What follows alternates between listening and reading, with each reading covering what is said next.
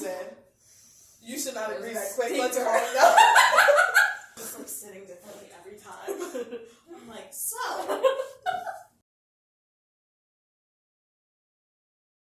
I think it's different for person to person. And I think within each friendship, it also changes over time. Like, you flip roles or kind of just grow as a person and you realize, like, you're not the same kind of friend. And, like, either the other person is okay with that or not. But my long-winded way of saying it's different friendship to friendship. But really, I think it ranges from your kind of home-based friendship where you kind of can be very organically, like, the way you are, like, for example, like, with your family, and how you would act, and, like, the kind of things you would say, and, you know, things that might even be considered, like, rude, quote-unquote, are, like, okay in the friendship because there is a certain level of understanding. Just the established dynamic. dynamic. And by rude, I mean, like, you know, certain things that you would do and say with your family, like, you wouldn't do in a friendship, but your family kind of understands that it's not rude and it's just the way you communicate. When you can get to that level in a friendship, I think that's so special to me. Once you get to that kind of stage in a friendship where you are, like, family, and you can say things how you would, like, fight with a sibling, like, you can fight with them or say things to them how you would to a sibling. I've been that friend. Also, I like to take care of people and be taken care of, and that's also different, like, friendship to friendship. I know for certain people, it's just, like, the default that, like, I take care of them, or they take care of me, or whatever.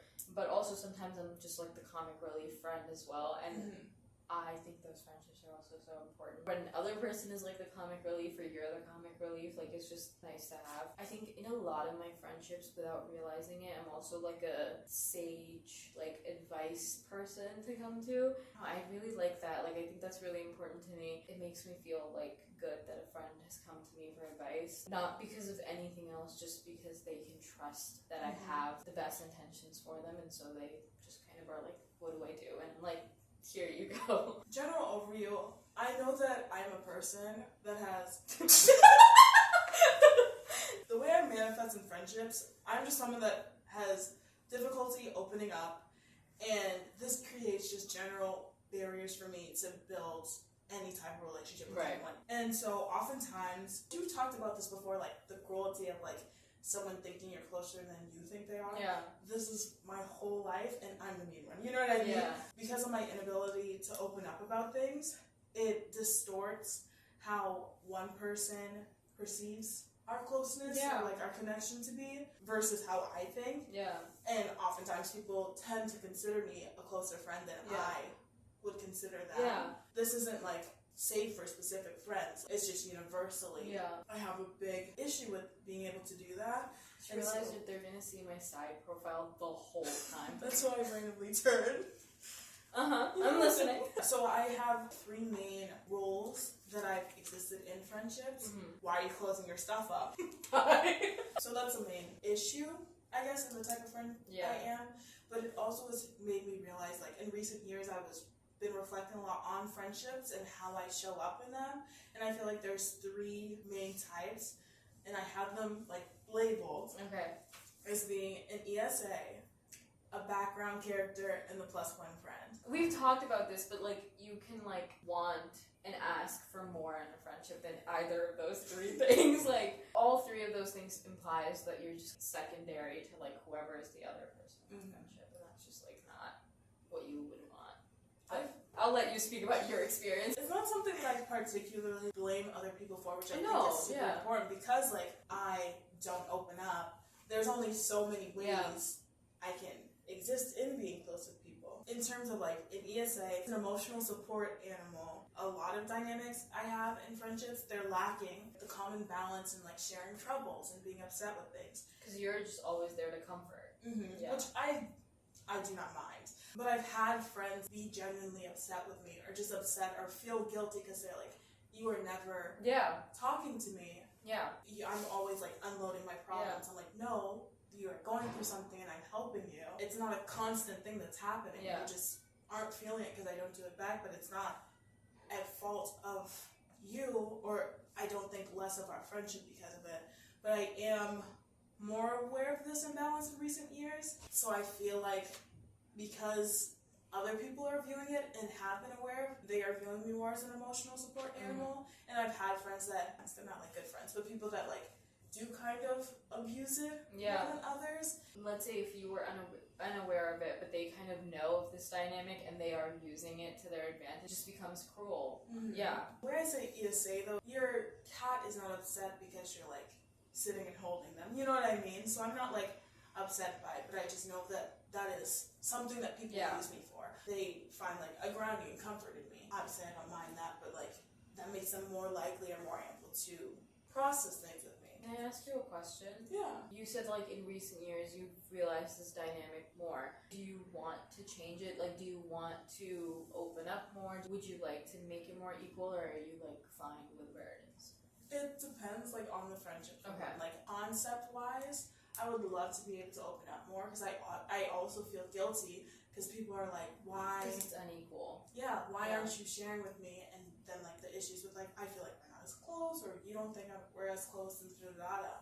But it's also like I have gone after 23 years, 22 plus 1, Los Santos, of not doing it. I can't just do it overnight. Yeah. The second aspect is just being the background character, not in a like sad sense. I remember when I was working at Six Flags, I like said goodbye to someone that was there. I was like, can't wait to be a background character in your life, silently rooting for you from the sidelines. And then they just laughed and and I never fucking saw them again. But still like, oh, it's okay. It was someone from a job I worked at for 6 months. Like I'm not heartbroken, but like that's how I exist a lot in like friendships. Yeah. Probably more like what you were talking about, like with transient friendships and like those in-between type things. Oftentimes I'm never directly interacting with people, but I'm always rooting for them, and I want people to always know that they have someone in their corner. I'm not the type of person to like try and initiate a friendship, but like I still want to support people and want people to know that there's someone that is there and caring for them. In terms of like being the +1 friend, I've just met a lot of people that I know now by being the +1 friend. Even in high school, I was never personally invited to things. This expectation that I was going to be there. Adjacent. Yeah, but I never was individually asked into a space, individually welcomed. That has continued through college in different friendship groups. That's just how I'm like introduced with people. The main issue with this is that I never fully understand how I'm supposed to interact in this space. I don't necessarily feel welcomed in it. Yeah. And so you can't like be fully like be myself or be present. I'm not sure how to carry myself. I already take the role of being like a quiet observer in like large group settings most of the time. So I don't really mind, but that is like obviously going to display the type of friend that I am. And I mean like at the end of the day that is like a little bit of like an impediment in going forward in a friendship, just because you're never really sure of your standing. And so like you can really only go forward to a certain extent until you kind of are like, okay, like I don't know where I stand, so I can't like maybe say this or do that or initiate this thing. Yeah.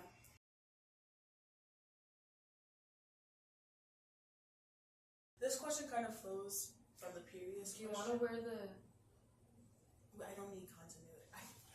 How or why have you grown into the type of friend you are today? I mean, for me, like, one basic answer is just that, like, bad friendships have taught me to be the friend I am today, and not obviously to be a bad friend, but to be a better friend. When I feel, like, unsure in a friendship, when I'm unsure of what I'm doing, when I'm unsure of, like, what the other person is doing, I reference it back to this one friendship I had when I was in middle school, going into high school, and what that was like, why it was bad, why we're no longer friends, why we both actively don't like each other, and what we were doing to each other, because at first it started by her being not a good friend to me, and then it ended with both of us not being good friends to each other, so I was also actively participating in that, so I had some of those patterns and whatever else. So I feel like that is like my number one baseline thing, is like the friendships I've had in the past really define the friend that I am now. I have like two things that I delved into a little bit more. Of the two, one of them was falling out with friends. Yeah. And then a lot of self-reflection afterwards. And the same thing, like analysis and reanalysis of myself and how I was existing in the friendship, how they were. And just of my values and how I want to exist in the world. Yeah. That was my second one. Learning the truth behind the whole birds of a feather flock together, and being more intentional about who I want to be associated with and like what I think that really becomes like a thing when you get older. When you're a kid, it doesn't matter to that same extent. When you're an adult, it's so important to know who you're surrounding yourself with for so many different reasons, but also just like for you as a person to feel like good and sane and normal, and like that you are like a decent person. It's so important to realize that, okay, yes, all the people I have around me are good, and like just that, like just knowing that, that is so important. Because when you're a kid and you have those bad friendships, or you just have people that you don't necessarily like want to be, let's say for example, it doesn't matter as much because you're not thinking as intensely about it. But as soon as you get older, it's very much almost like an ethical thing where it's like, I cannot in good conscience consider myself to be like a good, well-adjusted person and then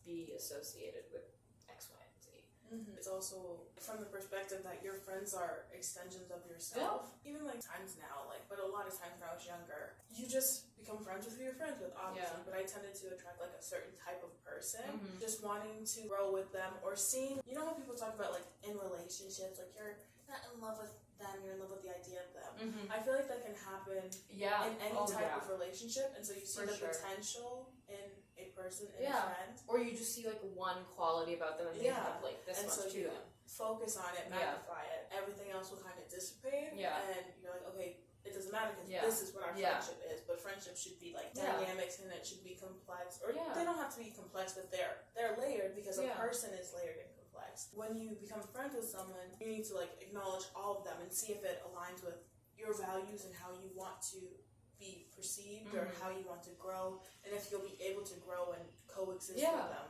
to keep them in your life. I know that this might not be a dynamic for everybody, but like a lot of the times, not a lot of the times, every time that I've like had a friend, whether they're close or not, there's always something about them that I would like want for myself. Not in like a I want what you have, but like a quality that they have that I would want in myself. Like an admiration type thing. That's not me propping someone up on a pedestal or anything like that. I just always have like those things where I'm like, I would want this quality from you, and I would want this quality, like blah blah, like with every person.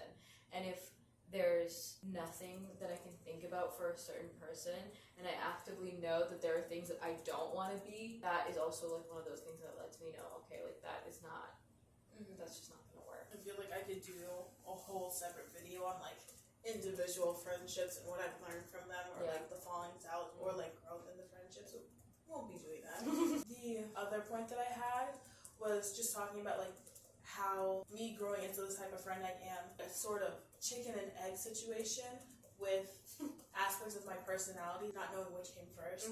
The type of friend I am, also in addition with my personality, has had me assigned to two major roles in friendships. Being a low maintenance friend, because I never care about anything and don't ask for much or need a lot of things, and that's aspects of my personality, or how I've had to show up in friendships has made that, but I don't like to take up too much space. And just being down for anything and comfortable for like any situation. And then being like, I always call it the dad friend, the overlooking friend that's like trying to take care of people but subtly. I'm very overt in like how I care for people and open about that kind of thing, but like not always like at like a deeper level or a deep rooted level. Because also sometimes like people have trouble with like their friends taking care of them, and so if you're doing it kind of in like a subverted way, then they don't have to feel uncomfortable, you don't have to feel uncomfortable. But those two kind of roles in friendships, I don't know if it's like my personality has made me take those roles, or if like having already had those roles were like magnified by my personality. It just kind of exists simultaneously. I had one other thing, which was that as I've grown into myself more and more, like I've always struggled with knowing what I wanted and what is good for me, what's not good for me, what is just things that I like, don't like. I've always struggled with that. But as I grow into myself more, I know how I want to be treated, and I am comfortable now like asking for more in a friendship. Then I treat people the way I would want to be treated in a friendship. I take care of people the way I would want to be taken care of. Not necessarily like the other person in the friendship has to do exactly what I do for them or whatever else, but just like if like I had a friend who was having a bad day and I was over, like I maybe cook them something or like sit down with them and whatever else, and if I was having a bad day I would, want like an aspect of that too. And so just treating people